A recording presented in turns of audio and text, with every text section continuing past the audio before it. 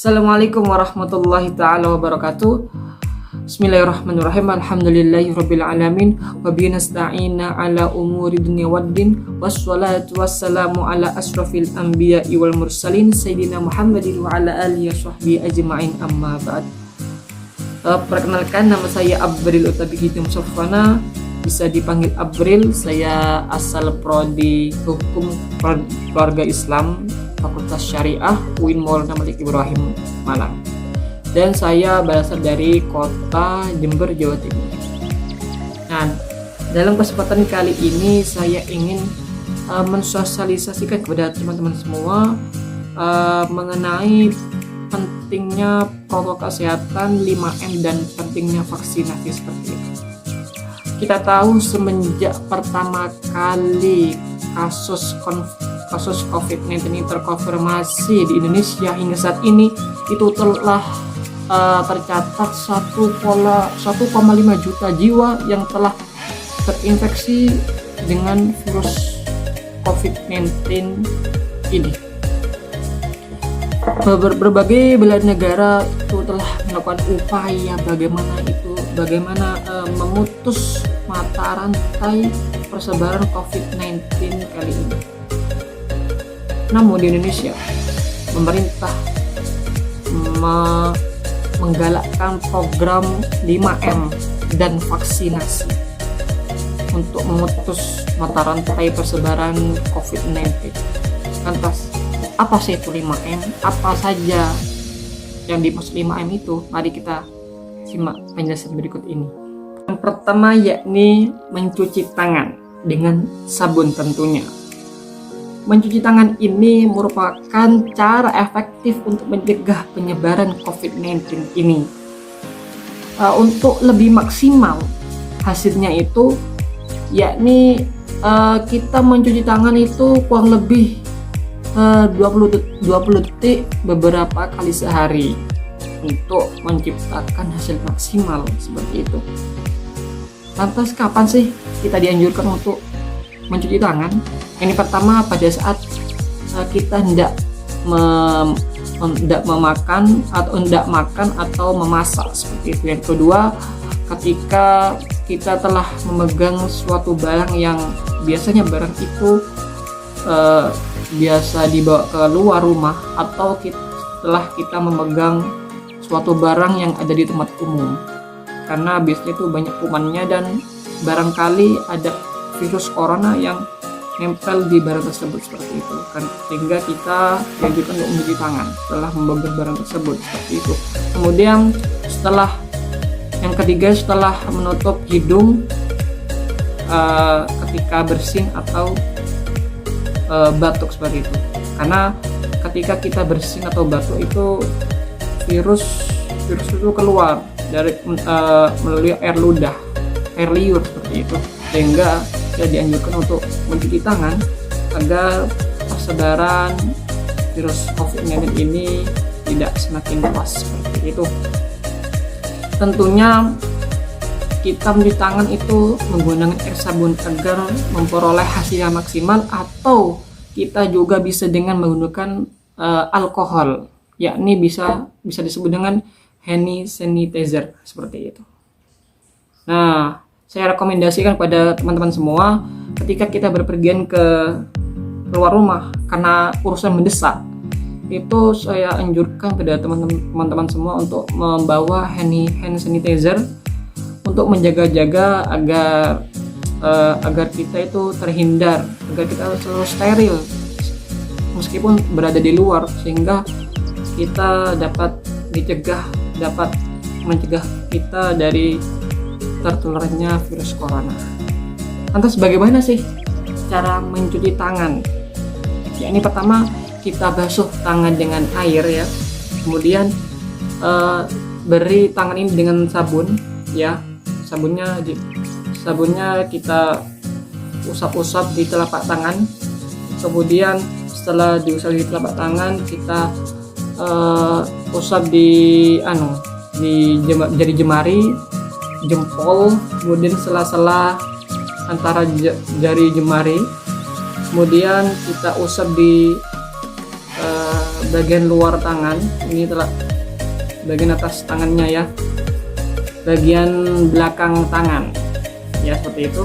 Kemudian setelah kita gosok seperti ini, kemudian kita bilas dengan air bersih, air mengalir maksud saya, sehingga, dan kemudian setelah itu kita keringkan tangan dengan menggunakan handuk atau tisu yang bersih seperti itu. Kemudian yang kedua yakni memakai masker. Dulu WHO itu menghimbau untuk memakai masker hanya orang yang sedang sakit saja, karena semenjak virus corona ini bermutasi sehingga muncul virus corona yang lebih ganas dari sebelumnya, maka hal ini membuat protokol kesehatan bisa berubah-ubah seiring berjalannya waktu seperti itu, sehingga setelah beberapa waktu kemudian WHO itu menghimbau kepada masyarakat untuk memakai masker, baik itu orang yang sedang sakit atau maupun orang itu masih sehat seperti itu. Nah, oleh karena itu saya menghimbau kepada teman-teman semua untuk jangan lupa harus disiplin memakai masker ketika kita keluar rumah, ketika berada di tempat umum. Marilah kita memakai masker, karena selain kita menjaga diri kita, itu juga menjaga nyawa orang lain dengan memakai masker seperti itu. Oleh karena itu, yuk kita pakai masker agar diri kita, orang-orang yang kita cintai itu bisa selamat, bisa terhindar dari virus COVID-19 ini seperti itu. Yang ketiga yakni menjaga jarak. Menjaga jarak merupakan salah satu cara efektif untuk mencegah kita dari persebaran COVID-19 ini. Prokes ini telah dimasukkan kepada peraturan Kementerian Kesehatan Republik Indonesia dalam hal protokol kesehatan masyarakat di fasilitas dan di tempat umum dalam mencegah persebaran dan pengendalian COVID-19. Maksud jaga jarak di sini itu kurang lebih 1 meter. Nah, dengan menjaga jarak ini itu dapat menghindarkan kita dari droplets yang dilakukan oleh orang lain. Apa sih itu droplets? Droplets itu ialah air liur yang muncrat, atau maksud saya itu yang terlontar dari mulut seseorang yang berbicara kepada orang lain. Karena bisa jadi air liur yang terlontar dari mulut si pembicara itu bisa membawa penyakit kepada orang lain seperti itu. Karena maka dari itu kita harus menjaga jarak agar terhindar dari droplets dari orang lain seperti itu. Dan juga dengan menjaga jarak itu bisa menjauhkan kita dari kerumunan, berdesak-desakan ataupun keramaian seperti itu.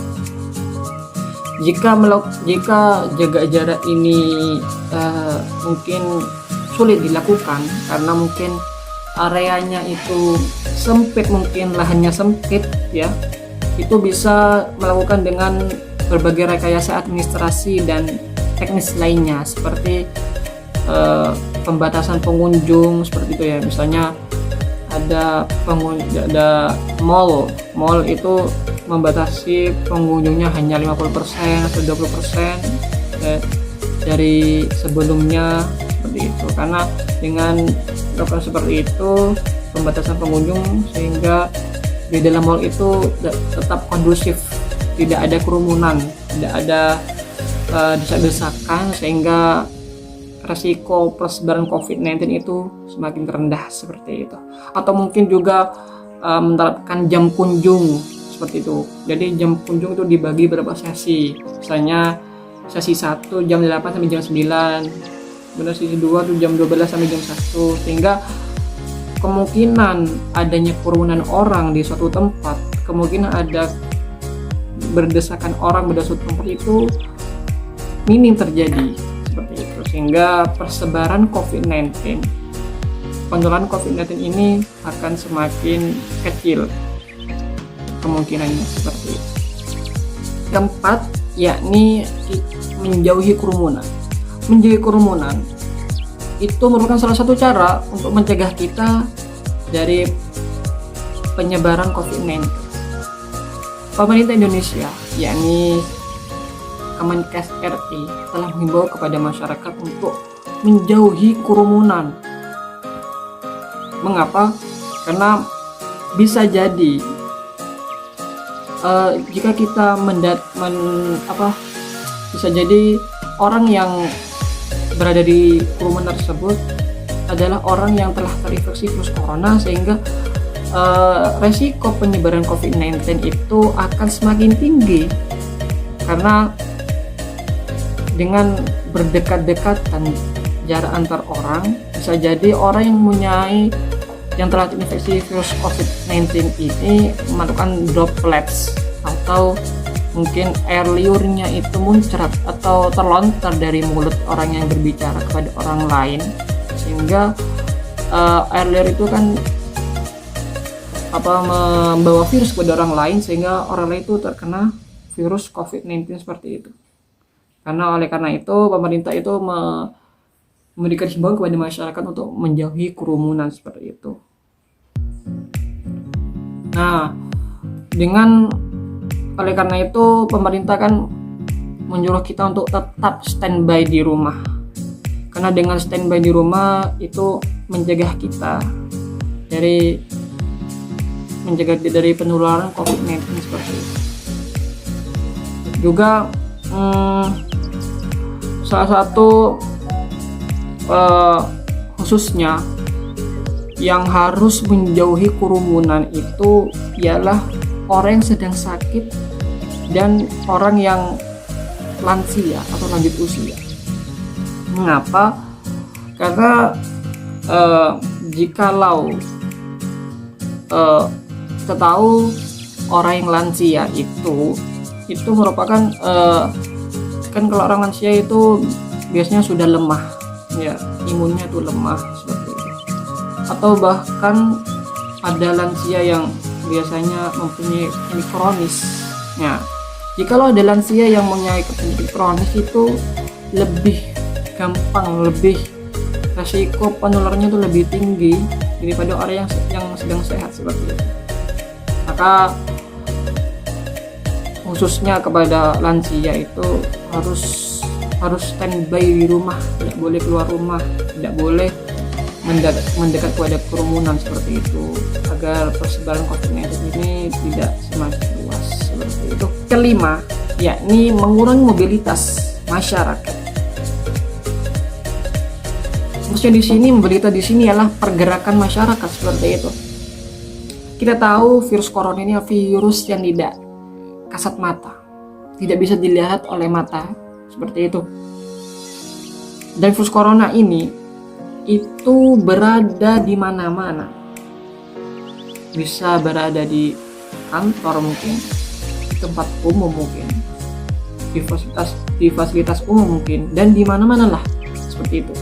Jika kita lebih banyak menghabiskan waktu di luar rumah, maka risiko penularan COVID-19 itu akan semakin tinggi kepada kita, sehingga penyebaran COVID-19 akan semakin luas seperti itu. Kalau misal kita lebih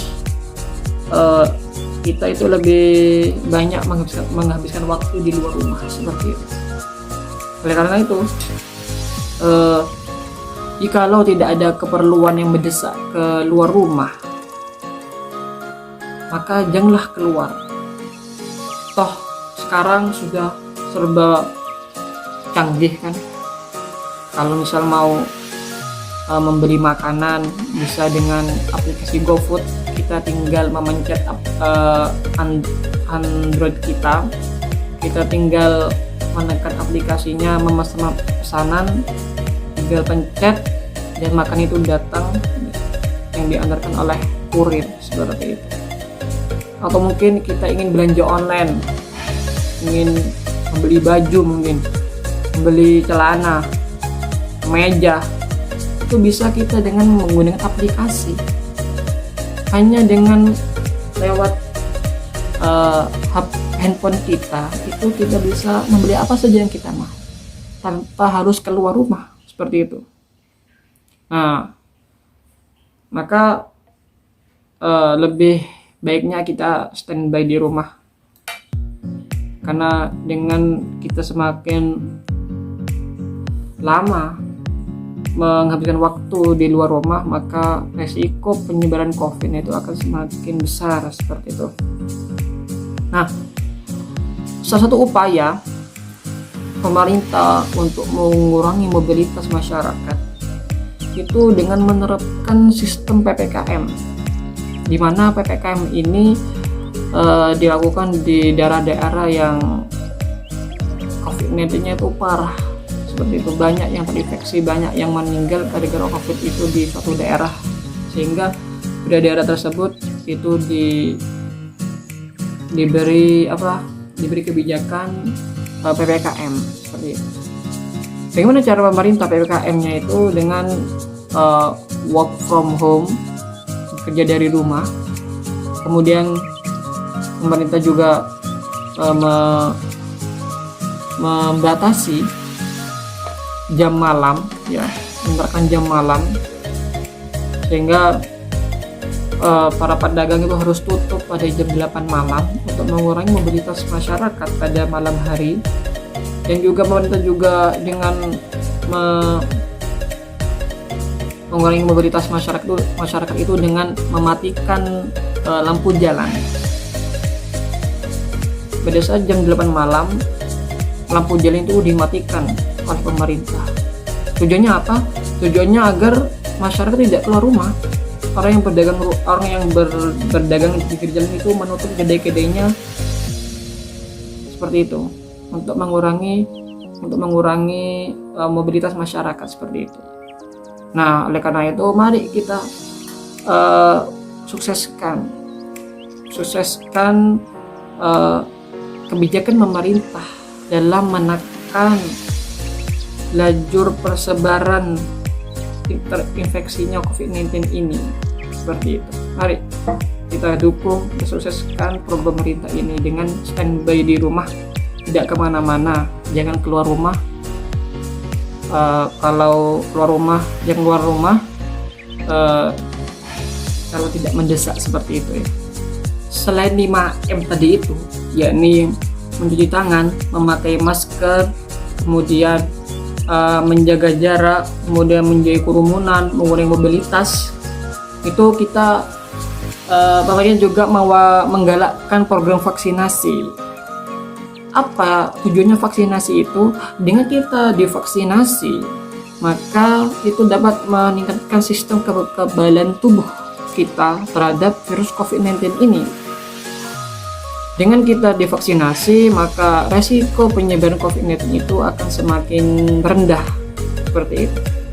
Atau mungkin jikalau kita terpapar COVID-19 itu gejalanya itu tidak akan terlalu parah, seperti itu, kalau kita telah divaksin, seperti itu. Jangan takut teman-teman, jangan takut dengan vaksinasi, jangan takut dengan jarum suntik, gak sakit kok, beneran. Aku kemarin sudah divaksin dosis pertama, itu rasanya ya cuman kayak gigit semut gitulah, jadi tidak sakit kok, santai aja. Kalau misalnya di dekat rumah ada program vaksinasi, ikuti aja, seperti itu. Toh sekarang di mana-mana pemerintah itu juga apa-apa itu harus disertakan sertifikat vaksin, seperti mau masuk mall harus divaksin, harus ada sertifikat vaksin, mau mengurus suatu surat itu harus menyatakan sertifikat vaksin dan lain-lain. Oleh karena itu yuk vaksinasi, sukseskan program pemerintah vaksinasi ini sehingga penularan COVID-19 ini akan semakin rendah, dapat memutus mata rantai penularan COVID-19, seperti itu. Oleh karena itu, ayo kita patuhi prokes 5M dan vaksinasi yang digelar oleh pemerintah. dan itu merupakan salah satu ikhtiar kita untuk mencegah penularan dan pencegahan penyebaran virus corona di Indonesia ini. Dan kita sebagai muslim, janganlah kita beranggapan ngapain kita takut corona, ngapain kita takut dengan virus corona ini.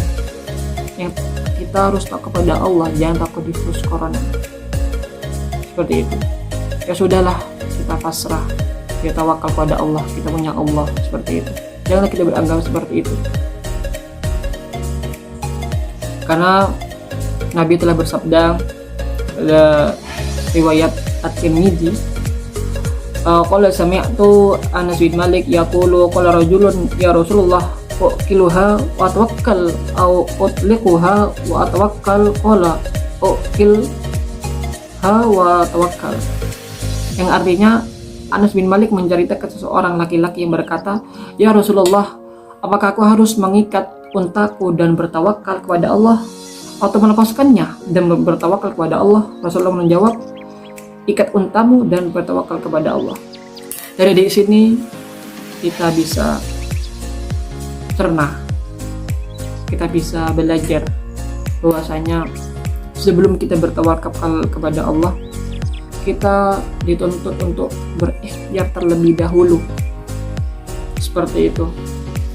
Seperti halnya unta tadi, sebelum kita bertawakal kepada Allah, itu untanya harus diikat terlebih dahulu, kemudian bertawakal kepada Allah. Seperti halnya di masa pandemi ini, janganlah kita pasrah kena ya kena, enggak ya enggak, mati ya mati, ya pasrahlah. Wong yang namanya mati itu urusan Gusti Allah, seperti itu. Itu jangan. Kita harus melakukan ikhtiar terlebih dahulu, sebagaimana hadis yang tadi saya sebutkan seperti itu.